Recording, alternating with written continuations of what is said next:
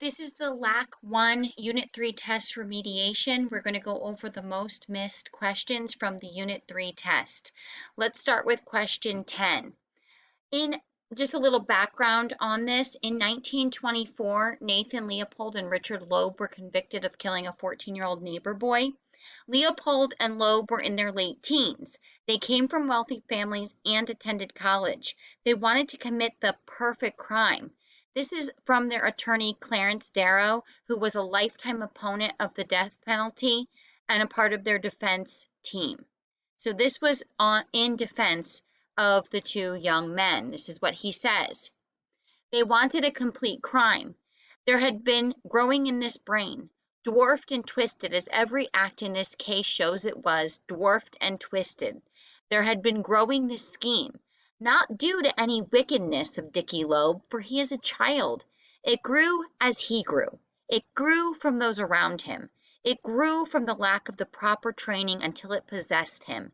He believed he could beat the police. He believed he could plan the perfect crime. He had thought of it and talked of it for years, had talked of it as a child, had worked at it as a child, and this sorry act of his, utterly irrational and motiveless, a plan to commit a perfect crime which must contain kidnapping, and there must be ransom, or else it would not be perfect, and they must get the money. Based on this excerpt, what is the speaker's viewpoint on the person who committed the crime? So think about what this person who said this, what do they think of the young person who committed the crime? Do you think that they think he is a good person underneath, that he is brilliant but evil, or that he is mentally ill? Go back up and we'll highlight some evidence that makes us see possibly how they feel towards this person. If we were to say it was A, that he's a good person underneath, the speaker might be saying things about his character, what a wonderful person he was. As far as I can see, I don't see that in this excerpt. Again, B, he's brilliant but evil. We would be looking for language that spoke of his education or of his mindset. So go back up into the text and see if you can see anything that would resemble those thoughts.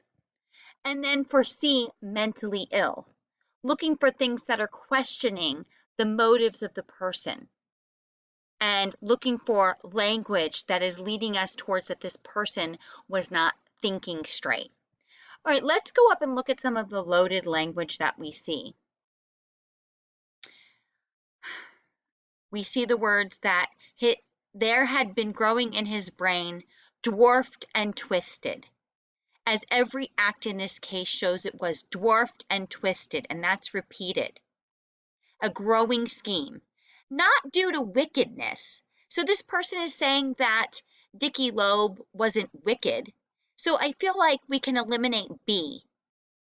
He's not evil. The person is not saying that he's evil, but that he's dwarfed and twisted. So when we think of something as dwarfed or twisted, we're thinking that they're not thinking straight. They're not thinking logically. Their thinking has been reduced or mangled in some way. Does that resemble that this would be a good person underneath? And even if we keep reading, do we see those thoughts of the underlying idea that the person was a nice person and did something they shouldn't have? We're really leaning towards that he is mentally ill, dwarf and twisted. Grew as he grew. It grew from those around him. It grew from the lack of the proper training until it possessed him. When something possesses someone, it's not really resembling that they're brilliant but evil, but that they're almost overtaken by something that is beyond their control. So we're talking about mental illness here, and we look at those terms such as dwarfed and twisted, and that something possessed him. It was really out of his hands. So maybe possibly mental illness. Question number 11. How does the use of repetition in this excerpt advance the speaker's viewpoint? We're looking at how does the speaker feel about what they're talking about. And we're looking for repetition. Remember that repetition is where you see repeated language. The repeated language is to create an emphasis of the speaker's viewpoint. The law knows and has recognized childhood for many and many a long year. What do we know about childhood? The brain of the child is the home of dreams, of castles, of visions, of illusions, and of delusions. In fact, there could be no childhood without delusions, for delusions are always more alluring than the fact. Delusions, dreams, and hallucinations are a part of the warp and woof of childhood. So go back up into the text and let's highlight for a minute repetition. What words do we see repeated in the excerpt? So some of the words that you probably highlighted were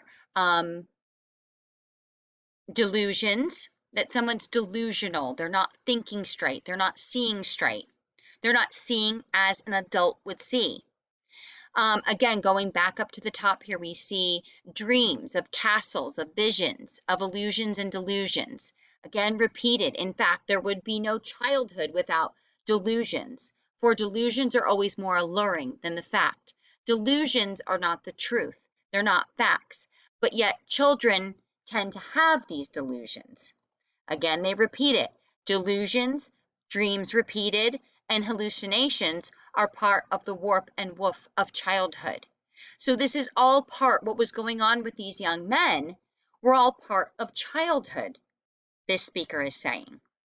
It was part of a maybe not what they were dreaming about, what they were delusional about, but it's very common in childhood to have delusions, hallucinations, and not seeing things as fact.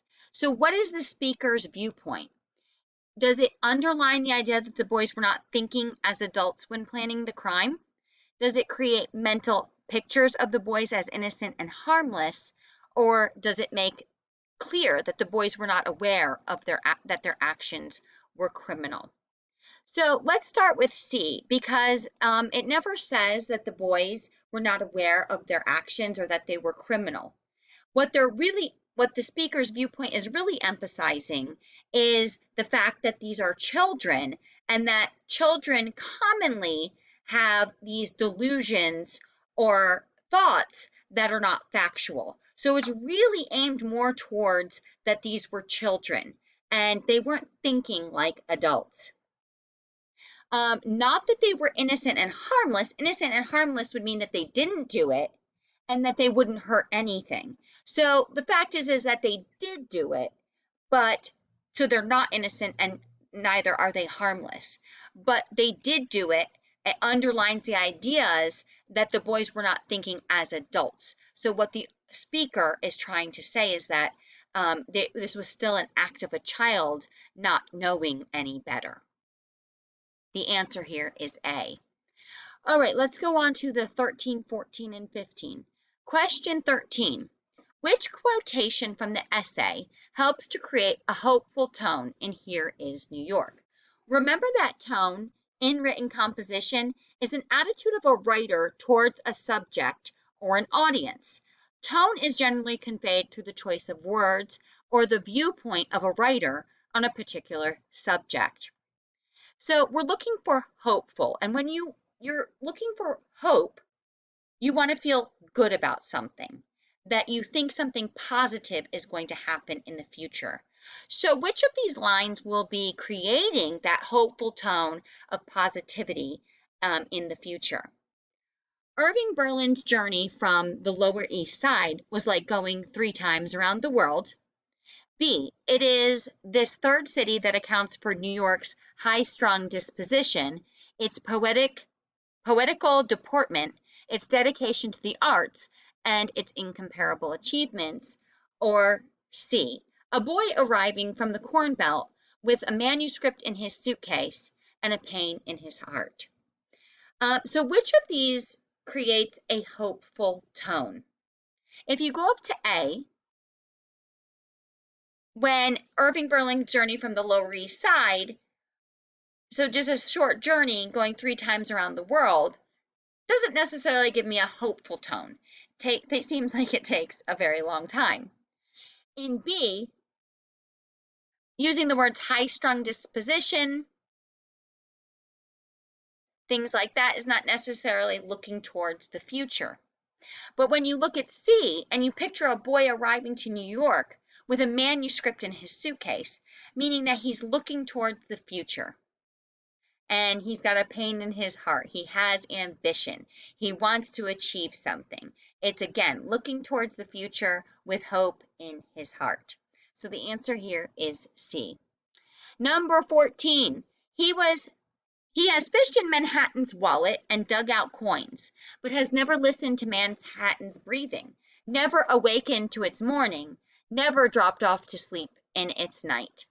How does the personification in the words Manhattan's breathing affect the passage?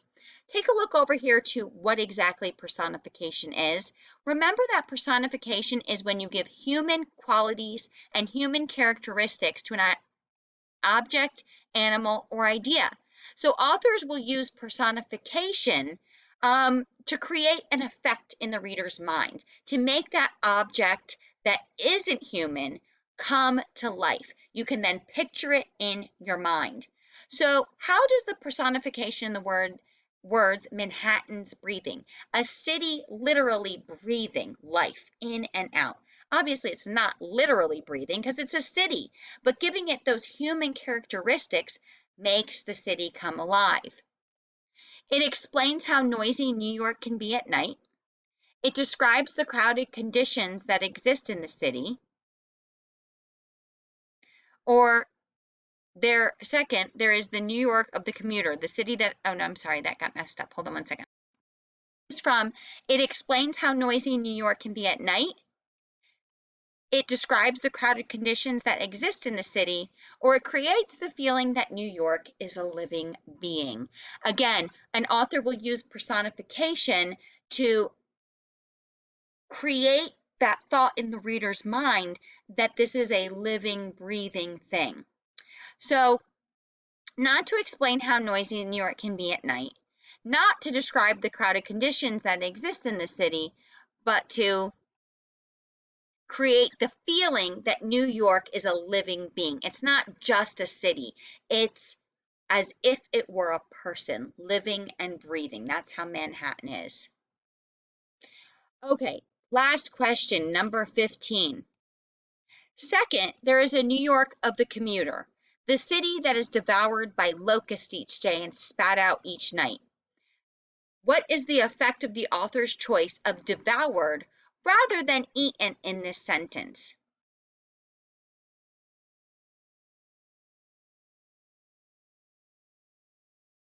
It more closely represents the inundation of commuters coming into the city. It more clearly describes how commuters absorb the city when they come to work, or it better suggests how insects look when they are eating.